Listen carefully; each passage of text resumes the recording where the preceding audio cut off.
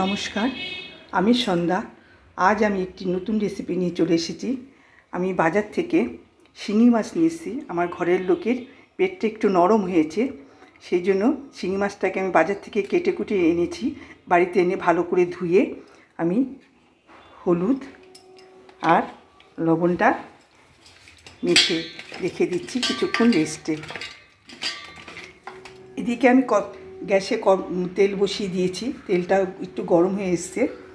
আমি সবজি নিয়েছি, আলু, পটল আর একটু কাঁচকলা, শুধু জিরে গুঁড়ো, আদা আর কাঁচা লঙ্কা বাটা আর হলুদ গুঁড়ো, স্বাদ মতো নুন, এটা দিয়ে আমি আজকে আর কালো জিরে ফোড়ন দেব। এটা দিয়ে আমি আজকে শিঙি মাছটা করব, সেটাই আপনাদের সাথে আমি শেয়ার করছি। আমি কড়াইতে তেল বসিয়ে দিয়েছি, তেলটা গরম হয়ে গেছে। আমি আস্তে আস্তে একটু নুন আর হলুদ দিয়ে আলু আর পটলটাকে আমি মেখে নিচ্ছি। মেখে নিয়ে আমি ভেজে নেব। প্রথমে আমি পটলটাকে ভেজে নেব। এগুলো ভেজে নিয়ে আমি আবার ফিরে আসবো।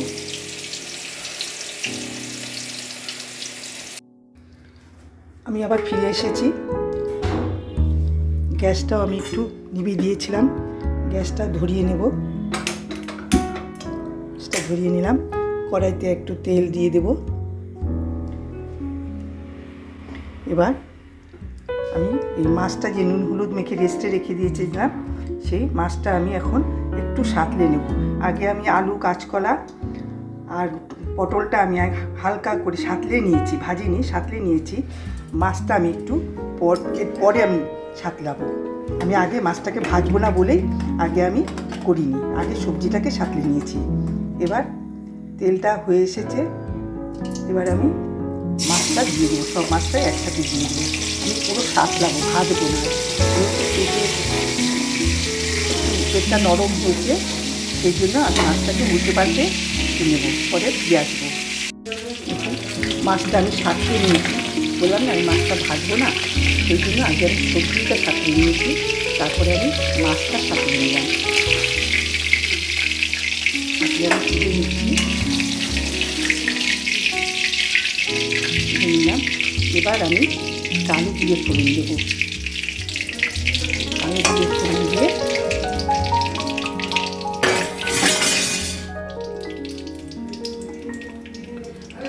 সব মশলাটা দিয়ে দিলাম। পরিমাণ মতো নুন, মশলা ধোয়া বাকি জলটা আমি দিয়ে দেবো। এরপর ভালো করে কষিয়ে আমি আবার ফিরে আসছি। মশলাটা তেল প্রায় ছেড়ে দিয়েছে। এবার দিয়ে দেবো টমেটো। একটু টমেটোটা দিয়ে আমি যে আলুটা আমি সাথে রেখেছিলাম, আলু দিয়ে দেবো। আলুটা আমি দিয়ে দিচ্ছি।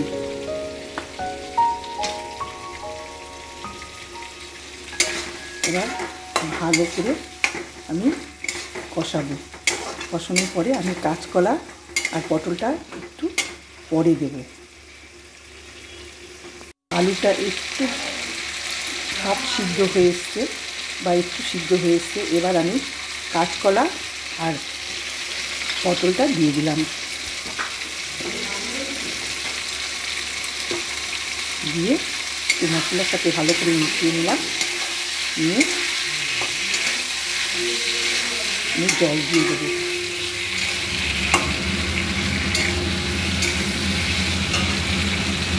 জল দিয়ে দিলাম। জল দিয়ে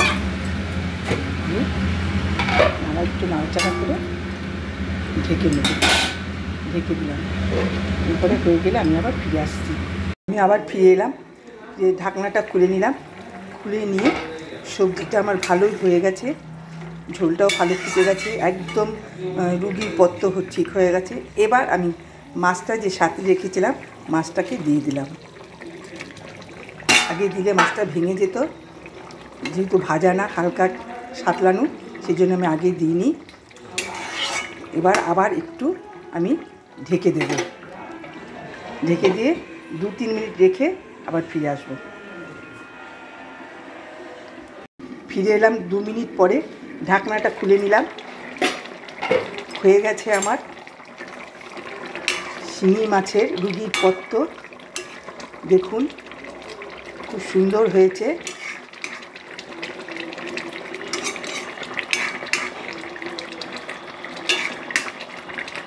এবার আমি গ্যাসের ফ্লেমটা অফ করে দিলাম।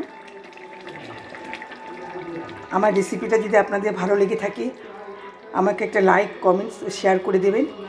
আর আমার ইউটিউবে একটি চ্যানেল আছে আমরা সবাই, সেই চ্যানেলে গিয়ে একটু সাবস্ক্রাইব করে দেবেন। বন্ধুরা এই পর্যন্তই।